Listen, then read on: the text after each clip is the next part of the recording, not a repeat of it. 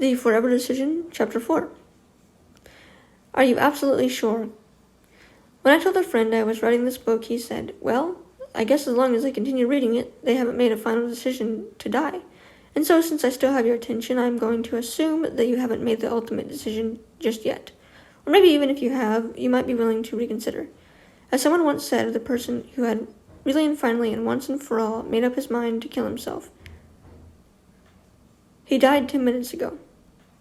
What I hope is true for you at this moment is that you are still uncertain about taking your own life, and because I have talked to hundreds of suicidal people, I can make a pretty good guess that you, even in your darkest hour, remain torn between ending your life and trying to go on with it. This is as it should be, and though it may not make you feel any better, almost all people considering suicide remain unsure about taking their own lives, even up to the moment they make an attempt. I can still remember interviewing a woman who had jumped from a bridge into a rushing river and survived. She had worn her raincoat because, as she put it, I didn't want to get wet. If I can make another guess about what has been going on inside your head and heart, it is that you have had long and difficult discussions with yourself about whether to live or die. In the psychology business, we call this ambivalence. Ambivalence simply means that a person is struggling with a decision, examining the positive and negative aspects of some kind or other, and trying to anticipate the best possible outcome. It means having two opposite feelings at the same time. You want to do something and you don't want to do it. Sometimes dying seems the best thing to do, sometimes living seems the best thing to do. This ambivalence, as you well know, is a terrible thing to endure. It is a precarious balance of life against death, and thinking about it saps all your energy.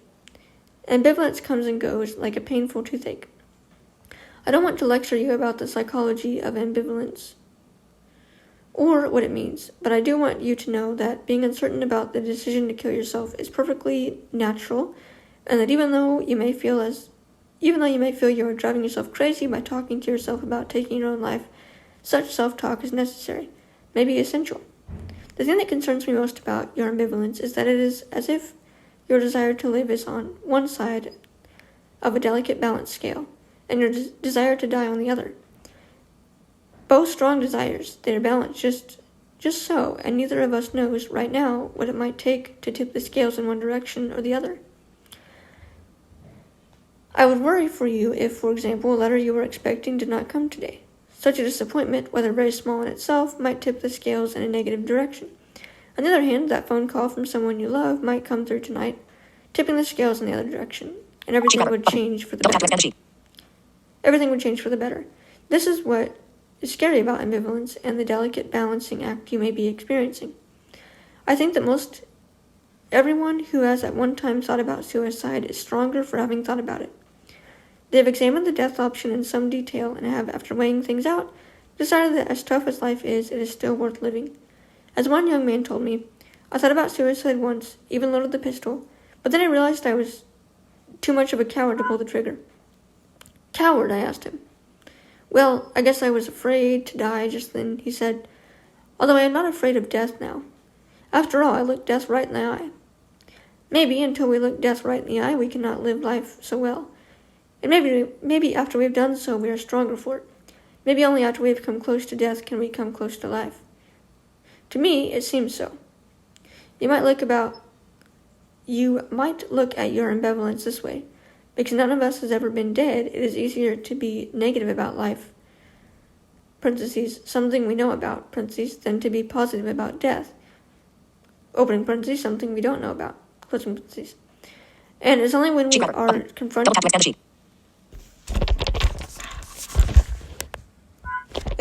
are confronted with our own deaths that death loses its promise to be better. There was a story about a man who jumped into a river to kill himself but failed. While he was bobbing along in the current, a police officer threw him a rope so that he could save himself. The man refused to take the rope. The officer then pulled his pistol and aimed it at the man, threatening to shoot him. The man, faced with a more certain death of a true negativity of it, grabbed the rope. It might help for you to know that for every person who has made up his or her mind and has no doubts about ending his or her life, there are dozens more like you who remain unsure, uncertain, and hesitant. And if you were in my office with me in this,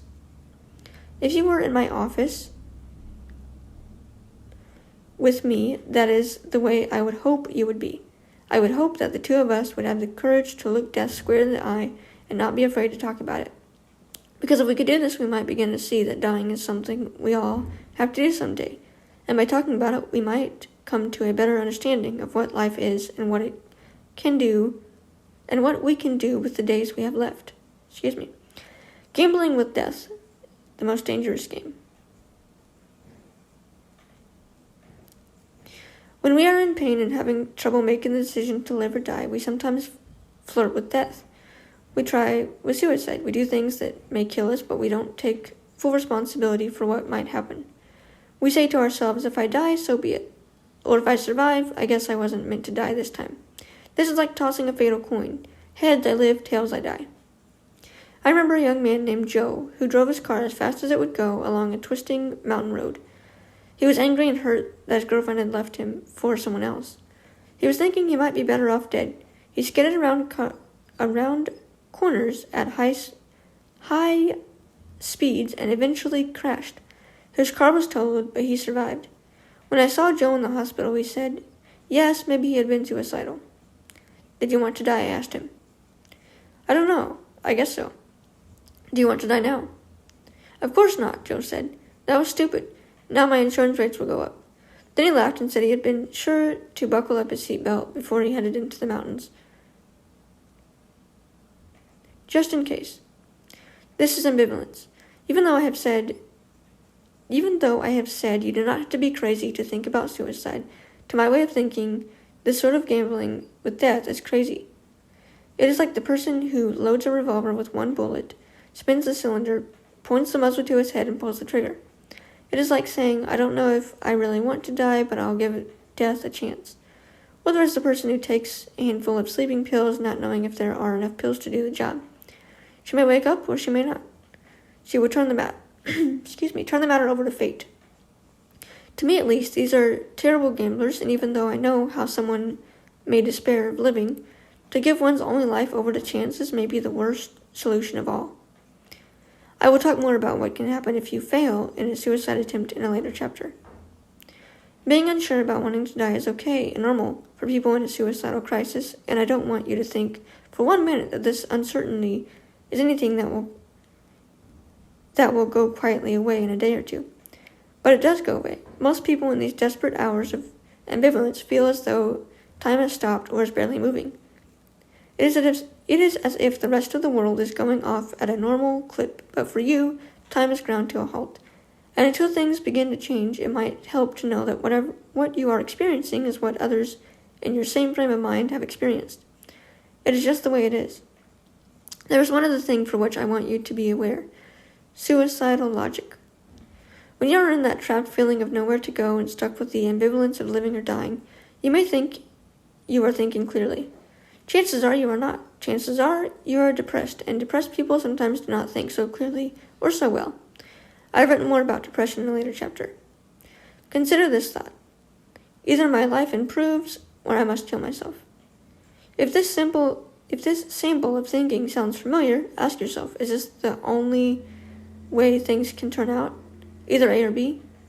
If your answer is yes, then you are stuck in a kind of one-way logic, and a dangerous one at that. Just for the moment, I will agree with you that maybe your life won't improve, and things will go on being miserable and hopeless, and that if you're depressed, your depression will go on forever. Option A, your life getting better is out. Question, do you really have to take option B and kill yourself? Answer, well, not necessarily. There's always option C. With option C, you could, for example, just go on being depressed and miserable. People do it all the time. What is illogical about suicidal thinking is that you have given yourself only 2 ways to go with your problems, up or down, life or death. Maybe you hadn't thought of option C, just to go on being miserable. Remember, the only person who says that if life does not improve, I will have to kill myself is you. Here is another dangerous piece of suicidal logic. We call it circular logic. This in the head conversation goes like this. I'm going to kill myself. Why? Because my problems can't be solved. How do you know your problems can't be solved? Are you nuts? If my problems could be solved, do you think I'd be on the verge of killing myself? This kind of logic is like having one shoe nailed to the floor and running at top speed. The faster you go, the dizzier you get. It never occurs to you to sit down, untie your shoes, step out of them, and walk off barefoot in some new direction. Sometimes it takes talking to someone beside yourself to break out of circular logic, someone who is on the outside looking in. I know that such examples of suicidal logic will not do you much good in that, of all the things that might improve your situation or mood, the least helpful thing I could say would be something like, cheer up, you have everything to live for. So I won't say that. But I want you to know that if you let some average person know you are thinking about killing yourself, this cheer up message is pretty much what you can expect them to say to you. This is their logical argument to try to counter your logical argument. Their argument is just as simple-minded as yours. Unfortunately, when you are despairing of living another day, either kind of logic isn't much worth a damn. There is the old joke where someone is trying to cheer up a depressed person and says, cheer up, things could be worse. The depressed person cheered up, and sure enough, things got worse. So I won't kid you that it is an easy thing to think your way out of a suicidal crisis and quickly end the ambivalence that haunts you. After all, you may have finally arrived at the point where you begin to think seriously about suicide after a long and losing battle, a battle I can never know about. Disappointments can mount up, and maybe you have been nickel and dimed to death. Or maybe you have lost greatly and just can't imagine doing without what you have lost. Either way, once the suicidal crisis starts, it isn't like I or anyone else can say, bingo, your crisis is over. On the other hand, I want you to know that no crisis lasts forever, and that being unsure about dying is okay and normal until things begin to change. And if you don't kill yourself first, things will change. Sometimes even for the better. Button. Recording 4. Duration. 12. Stop. Button.